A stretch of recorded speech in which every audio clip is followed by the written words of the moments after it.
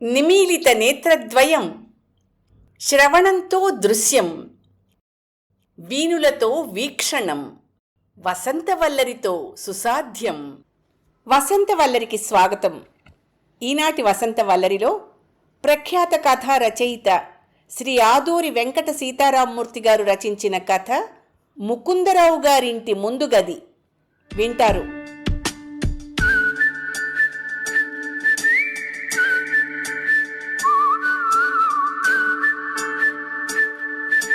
ముకుందరావు గారింటి ముందు గదికో ప్రత్యేకత ఉంది. ప్రహరీ గోడకు మధ్యగా గేటు, గేటుకెదురుగా సింహద్వారం, సింహద్వారానికి ఇరుపక్కల వాస్తుశాస్త్రానికి సరిపోయేలా ఒకే కొలతలో 2 వెడల్పైన కిటికీలు, వాటికి అందమైన పూల కర్టెన్లు, గుమ్మంలోకి వెళ్లేందుకు 2 మెట్లు. సింహద్వారం ముక్కనుకుంటే 2 కిటికీలు పరిసరాల్ని చూడగలిగే 2 కళ్ళుగాను, మెట్లు 2 పెదవులుగాను, కిటికీల పైనున్న సన్షేడ్స్ కనుబొమ్మలుగాను, పైనుండే గుండ్రని వెంటిలేటర్ బొట్టుగాను, ఇంటి ఎదుటి భాగమంతా మనిషి ముఖాన్ని పోలి ఉంటుంది. సింహద్వారం దాటితే ముందు గది. ఆ గదికి 4 వైపులా 4 గుమ్మాలు. ఒక గుమ్మం మీద గోడకు ముకుందరావు గారి ముత్తాతల్లో ఒకరైన వసంతవాడ సీతారామయ్య గారి బస్ట్ ఫోటో. దానికెదురుగా రెండో గుమ్మం మీద రష్యన్ చిత్రకారుడు పెట్రోవ్ వోడ్కిన్ వేసిన 1915 సంవత్సరం నాటి మాతృమూర్తి పెయింటింగు. మిగిలిన 2 గుమ్మాలపైన దామెర్ల రామారావు గారి పెళ్లి కూతురు, రవివర్మ హంస దమయంతి చిత్రాలు పెద్ద సైజులో ఉంటాయి. ముకుందరావు గారి తండ్రి వంశధార ప్రాంతంలో ఒక ప్రాజెక్టులో పనిచేస్తూ ఉండగా ఎవరూ బహుమతిగా ఇచ్చిన మత్సల లేడి చర్మం పడమటి గోడకు ద్వారం పక్కనే వేలాడదీసుంటే, తూర్పు గోడకు ఈశాన్య మూలగా కలువ పువ్వులో కూర్చునున్న లక్ష్మీదేవి క్యాలెండర్ గుమ్మం పక్కన ఉంటుంది. గదికి పొడవు తక్కువ, వెడల్పు ఎక్కువ ఉండడం వల్ల, ఈశాన్య మూలనే ఖాళీ స్థలం ఎక్కువ ఉండడం వలన తాతల నాటి ఓ కేన్ సోఫా సెట్టు, ఓ టీపాయి ఇంటికొచ్చే అతిథుల కోసం అక్కడే సిద్ధంగా ఉంటాయి. అయితే ఇవేవీ ఆ ముందు గది యొక్క ప్రత్యేకతలు కానే కావు. ఆ గదికున్న ఒకే ఒక ప్రత్యేకత ముకుందరావు గారికి ఒక్కరికే తెలుసు. దాని గురించి ఇంతవరకు ఎవ్వరికీ చెప్పలేదాయన. ఆ ఇంటికి బంధువులు, స్నేహితులు ఎవరొచ్చినా ఆ ముందు గదిలోని సోఫాల మీదే కూర్చుంటారు. మాట, మంతి, పలకరింపులు, వ్యవహారాలు అన్నీ అక్కడే. ఆ ఇంటికొచ్చి అక్కడ కూర్చున్న వారెవరు కాఫీయో, టీయో, పళ్ళరసమో, డ్రింకో, కనీసం మజ్జిగో తీసుకోకుండా మాత్రం వెళ్ళరు. ఆ గదిలో కూర్చున్న వాళ్ళెప్పుడూ ఆనందంతో మనసులు విప్పి మాట్లాడుకుంటున్నట్టుగా ఉంటుంది.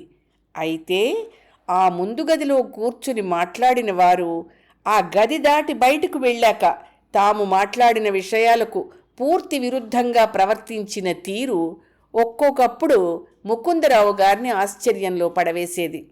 మొదట్లో కొన్నాళ్ళు ఆయన అంతగా పట్టించుకోలేదు గాని రాను ఆ విషయం ఆయనకు బాగానే నిరూపణ అయింది. పెద్దమ్మాయిని చూసుకోవడానికి పెళ్లివారు వచ్చినప్పుడు మరో 4 కుర్చీలు వేసుకుని అందరూ ముందు గదిలోనే కూర్చున్నారు. పెళ్లి కొడుకు ఢిల్లీలో ఇంజనీర్, తండ్రి కూడా పెద్ద ఉద్యోగస్తుడే. చీకు చింత లేని కుటుంబం. అయినా వాళ్ళకి కట్నం తాము అడిగినంత కావాలి. అమ్మాయి తెల్లగా అందంగా ఉండాలి, చదువుకుని ప్రస్తుత పరిస్థితుల్లో ఉద్యోగం చేయగలిగే ఓర్పు నేర్పు ఉన్న అమ్మాయి అయి ఉండాలి. అయితే ముకుందరావు గారికి వాళ్ళు అడిగినంత కట్నం ఇచ్చుకునే స్తోమత లేదు. అమ్మాయి కేవలం ఆర్ట్స్ గ్రాడ్యుయేట్ కాబట్టి అన్ని రకాలైన ఉద్యోగాలు, ముఖ్యంగా కంప్యూటర్కి సంబంధించిన ఉద్యోగాలు చేయడానికి వెంటనే పనికిరాదు. అయినప్పటికీ ముకుందరావు గారి అమ్మాయి అరుణ అందాల బొమ్మ కాబట్టి, అబ్బాయి నచ్చుకున్నాడు కాబట్టి, అబ్బాయి ఇష్టమే తల్లిదండ్రులకు కూడా కావాల్సింది కాబట్టి వాళ్ళు అరుణనే చేసుకుంటామని అక్కడే చెప్పేశారు. సాధ్యమైనంత త్వరలో తాంబూలాలు పుచ్చుకొందుకొస్తాము అన్నారు. పెళ్ళికొడుకు అంత అందగాడు కాకపోయినా మిగిలిన అన్ని విషయాలు తమ పెద్దవారికి నచ్చడంతో అరుణ కూడా ఆ సంబంధాన్ని అయిష్టంగానే ఒప్పుకుంది. వారం గడిచింది, నెల గడిచింది. మళ్ళీ వాళ్ళ నుంచి మరో వార్త అయినా లేకపోయేసరికి ముకుందరావు గారు మధ్యవర్తి ద్వారా వాకబు చేశారు. తెలిసిందేమిటంటే వాళ్ళకి అమ్మాయి కంప్యూటర్కి సంబంధించిన ఉద్యోగం వెంటనే చేయగలగాలట. అంచేత కంప్యూటర్తో డిగ్రీ ఉన్న మరో అమ్మాయి కోసం చూస్తున్నారు. మంచి సంబంధం తప్పిపోయినందుకు ఇంట్లో అంతా బాధపడ్డారు. బాధపడనిది ఒక్క అరుణే. ఆ మాత్రం దానికి అమ్మాయి నచ్చింది చేసుకుంటామని వారు పెళ్లి చూపుల నాడే ప్రకటించడం ఎందుకో ముకుందరావు గారికి అర్థం కాలేదు. అయినా అన్నీ మన మంచికే అన్నట్టు ఊరుకున్నారు. నెల్లాళ్లలోనే అరుణకి మరో సంబంధం వచ్చింది. అబ్బాయి అమెరికాలో ఇంజనీర్. ఈ సంబంధం ఎలాగూ కుదిరేది కాదు, పోనీ వచ్చి చూడని అనుకున్నారు ముకుందరావు గారు. అబ్బాయి తల్లి తండ్రి వచ్చారు, అరుణని చూశారు. వీలైతే అక్కడ ఉద్యోగం చేయడానికి అనువుగా ఉండే అమ్మాయే కావాలంటున్నాడు మా అబ్బాయి. శాస్త్రులు గారు మరీ మరీ చెప్పబట్టి వచ్చాము, మన ఇష్టాయిష్టాలు అక్కడ వాళ్ళకి నప్పుతాయా అంటూనే అమ్మాయి ఫోటో జాతకం తీసుకెళ్లారు. 20 రోజులు తిరగకుండా మా వాడికి అమ్మాయి నచ్చిందిట, జాతకాలు సరిపోయాయి, 3-4 నెలల్లో ముహూర్తాలు పెట్టించేయండి అంటూ స్వయంగా వచ్చి అబ్బాయి ఫోటో కూడా ఇచ్చి వెళ్ళారు. ఏ మాట కామాటే చెప్పుకోవాలి. పెళ్లి కొడుకు దొరబాబులా అందంగా ఉన్నాడు. అరుణ ఆనందానికి అవధులు లేవు. కట్న కానుకలు కూడా ఆశించకపోవడంతో ముకుందరావు గారు కూడా ఆనందంతో తబ్బిబ్బయ్యారు. అలా అరుణమ్మ పెళ్లి కూతురై అమెరికా వెళ్ళిపోయింది. ఆ ఏడాదే ముకుందరావు గారు అబ్బాయి ఆనంద్ ఇంటర్మీడియట్ పాస్ అయి ఇంజనీరింగ్ చదవడానికి సిద్ధమయ్యాడు. కానీ అతగాడికి గవర్నమెంట్ కాలేజీలో సీటు రాలేదు. ప్రైవేటు కాలేజీలో చదివించడానికి ముకుందరావు గారు కాస్త జంకారు. 4 ఏళ్లకి ఫీజులు హాస్టల్ ఖర్చులు కలిపి చాలానే అవుతుంది మరి. ఆ సమయంలోనే బొంబాయిలో మెరైన్ ఇంజనీర్గా పనిచేస్తున్న ముకుందరావు గారి పెదబావమరిది రజనీకాంతరావు వచ్చాడు. ఆయన 6 నెలలు సముద్రం మీద షిప్పుల్లో ఉంటే 6 నెలలు ఒడ్డున అంటే దేశంలో ఉంటాడు. 2 చేతులా ఆర్జిస్తున్నాడని అనుకుంటారు. చదువుకి పెట్టింది ఎక్కడికి పోదు బావా, నువ్వు చదివిచ్చు, వాణ్ణి మెరైన్ ఇంజనీర్గా చేసే పూచి నాది. ఈ రోజుల్లో ధైర్యం చేసి మనలాంటి వాళ్ళు అటువైపు వెళ్ళడం లేదు. కానీ డబ్బుకి డబ్బు, హోదాకి హోదా, విదేశీ పర్యటనలు ఇంకా ఆలోచించకు అంటూ అతగాడు ముకుందరావు గారిని మరో మాట మాట్లాడనివ్వలేదు. కూతురి పెళ్లికి దాచిన కట్నం ఎలాగూ మిగిలింది కదా బావా, చదివించేద్దు అంటూ కొసమెరుపు కూడా ఇచ్చాడు. తీరా 4 ఏళ్ళు ఆనంద్ చదివి ఇంజనీరింగ్ డిగ్రీ చేతికి తెచ్చుకునేసరికి ఉద్యోగం మారిపోవడం వల్ల ప్లేటు ఫిరాయించేశాడు రజనీకాంతరావు. అప్పట్లో అవకాశాలు ఉండేవి, ఇప్పుడు అందరూ డబ్బు కోసం ఇటే మొగ్గుతున్నారు. కేవలం బ్యాచులర్ డిగ్రీకి విలువేముంది ఇప్పుడు? అవకాశం వస్తే చూద్దాం అని తప్పించేసుకున్నాడు. చదివించినందుకు ముకుందరావు గారు పశ్చాత్తాపడలేదు. కానీ మేనమామ మాటకు ఆశపడ్డ ఆనంద్ మాత్రం బాధపడ్డాడు. ఓ 6 నెలల పాటు ఏం చేయాలో ఎటు వెళ్లాలో తోచని పరిస్థితిలో ఉండిపోయాడు. సరిగ్గా ఆ సమయంలోనే అరుణ, ఆమె భర్త శ్రీకాంత్ అమెరికా నుండి రావడం, శ్రీకాంత్ కోసం వచ్చిన అతని ఫ్రెండ్ రాఘవ ఒక పూట తమ ఇంట్లో అతిథిగా ఉండడము జరిగింది. రాఘవ విశాఖలో ఓ పెద్ద పరిశ్రమలో మేనేజర్ స్థాయిలో ఉన్నాడు. ఆనంద్ గురించి శ్రీకాంత్ చెప్పగానే, ఈ రోజుల్లో మెకానికల్ ఇంజనీర్స్కి కూడా డిమాండ్ ఎక్కువగానే ఉంది, అవకాశం వచ్చినప్పుడు చెప్తాను, కానీ హోప్స్ పెట్టుకోవద్దు అన్నాడు. ఆ విషయం అక్కడితో మర్చిపోయారంతా.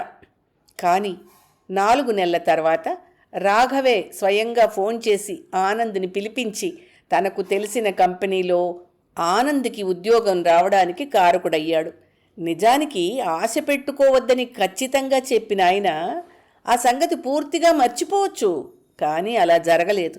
ఆయన ద్వారా జరిగిన ఉపకారం నిజంగా మర్చిపోలేనిదే. బాధ్యతలు తీరాయి. ఇక పాతబడిపోయిన ఇంటిని కాస్త బాగు చేయించుకోవాలనుకుంటున్న రోజుల్లో ఓ రోజు ఉదయం ముకుందరావు గారి సహోద్యోగి వీరాంజనేయులు వచ్చాడు.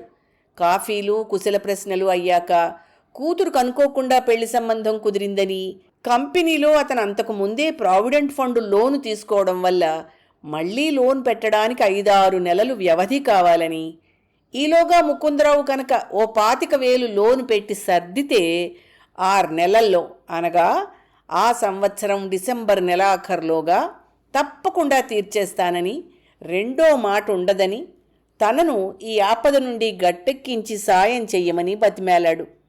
వీరాంజనేయులకి తనకి స్నేహం ఉంది. అయినా ముకుందరావు వెంటనే ఏం మాట్లాడలేకపోయారు. ప్రస్తుతం వీరాంజనేయులు ప్రావిడెంట్ ఫండ్ యూనిట్లో కూడా ఉండడం వల్ల తన అకౌంట్లో ఎంతుందో, లోన్ పెట్టే అర్హత వచ్చిందో లేదో తెలుసుకునే వచ్చుంటాడు. అయినా నిజం చెప్పడానికి కాస్త సంశయించారు ముకుందరావు గారు. ఇల్లు బాగు చేయించుకోవాలనుకుంటున్నాను, ఆలోచించి వారం రోజుల్లో చెప్తాను అన్నాడే గాని వారం రోజుల తర్వాత వీరాంజనేయులు మళ్ళీ వచ్చి బతిమాలితే కాదనలేకపోయారు. ఆడపిల్ల పెళ్ళి, అబ్బాయి చదువు, ఇల్లు సమకూర్చుకోవడం, మధ్యతరగతి ఇంటి యజమానికి ఈ మూడే. ఆర్థిక సాయం చేయగలిగి చేయని స్నేహమైనా బంధుత్వమైనా ఉన్నా లేనట్టే అనుకుని అతను అడిగినంతా లోను పెట్టి ఇచ్చారు ముకుందరావు గారు. వీరాంజనేయులు కూతురు పెళ్లి ఆర్భాటంగా జరిగింది. 6 నెలలు గడిచాయి. పండగ వెళ్ళాక ఇంటి పని ప్రారంభించవచ్చుననుకున్న ముకుందరావు గారు వీరాంజనేయులు కోసం డిసెంబర్ నెలాఖరు నుంచే ఎదురుచూశారు. ఇబ్బంది ఏమైనా ఉంటే అతగాడు కలిసి చెప్పొచ్చును కదా అనుకుంటూనే మరో నెల కూడా ఎదురుచూశారు. అతగాడు ముఖం చాటేసుకు తిరుగుతున్నట్టు తర్వాత అర్థమైంది. ఈలోగా వార్త చేరింది. వీరాంజనేయులు పండక్కి అల్లుడికి కొత్త స్టీరియో సెట్ కొని ప్రజెంట్ చేశాడని, సొంతానికి కూడా ఓ ఫ్రిడ్జ్ కొనుక్కున్నాడని, అతను నిజంగా ఆర్థిక ఇబ్బందుల్లోనే ఉన్నాడని. ఈ మారు తన బలహీనత మీద తనకే కోపం వచ్చింది ముకుందరావు గారికి. మరో 2 నెలల తర్వాత ఏ సంజాయిషీ ఇవ్వకుండానే 3 దఫాలుగా వడ్డీ లేని అప్పును తీర్చేశాడు వీరాంజనేయులు. ఇలా ఈ సంఘటనలన్నింటికీ మూల కారణమైన తొలి సంభాషణలన్నీ ముకుందరావు గారింటి ముందు గదిలో ఆయన సమక్షంలో జరిగినవే. అందుకేనేమో ఆయనకి ఆ ముందు గది పట్ల అంత నమ్మకం ఏర్పడిపోయింది. వీటన్నింటినీ మించిన మరో సంఘటన కూడా ఆయన నమ్మకాన్ని బలపరిచిందే గాని వమ్ము చేయలేదు. ముకుందరావు గారి చిన్న తమ్ముడు అనంతమూర్తి ఓ ట్రాన్స్పోర్ట్ కంపెనీలో పనిచేస్తూ అంచెలంచెలుగా ఎదిగి ఈ మధ్యే ప్రమోషన్ మీద బెంగుళూరు బదిలీ అయ్యాడు.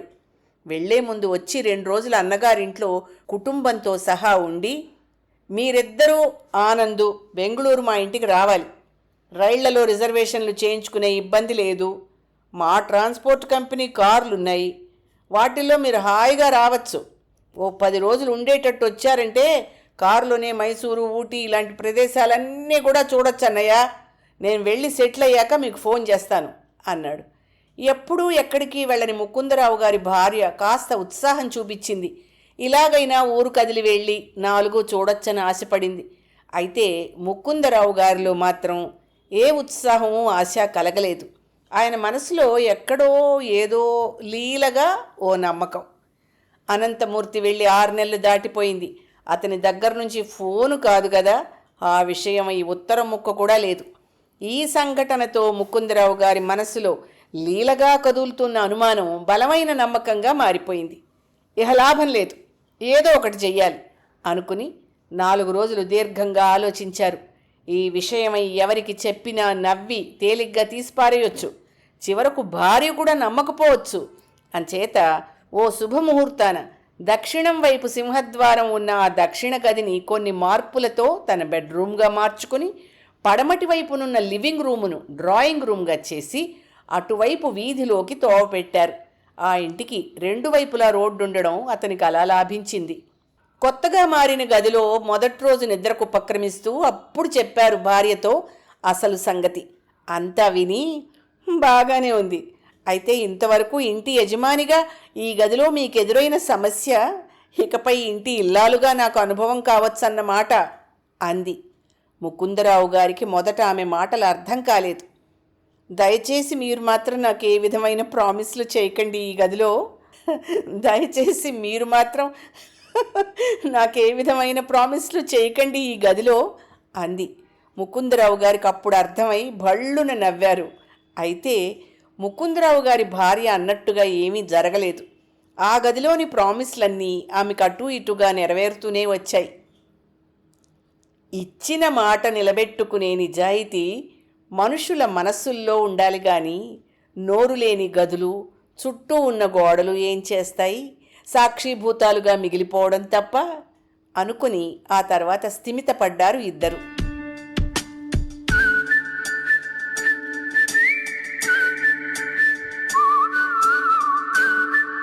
వసంత వల్లరిలో ప్రఖ్యాత కథా రచయిత శ్రీ ఆదూరి వెంకట సీతారామూర్తి గారు రచించిన కథ ముకుందరావు గారింటి ముందు గది విన్నారు. ఈ కథ 2002 ఏప్రిల్ రచన ఉగాది ప్రత్యేక సంచికలో ప్రచురితమైంది. వసంతవల్లరిలో ఇవాల్టి కార్యక్రమం మీకు నచ్చిందని ఆశిస్తున్నాను. అందుకే లైక్ చేసి మీ మిత్రులకు బంధువులకు లింక్ను షేర్ చేసి మీ అమూల్యమైన అభిప్రాయాన్ని నాకు కామెంట్ బాక్స్లో తెలియచేయమని, వసంతవల్లరికి సబ్స్క్రైబ్ చేయమని విన్నవించుకుంటూ మీ వసంతలక్ష్మి అయ్యగారికి సెలవు. మరి థ్యాంక్ యూ.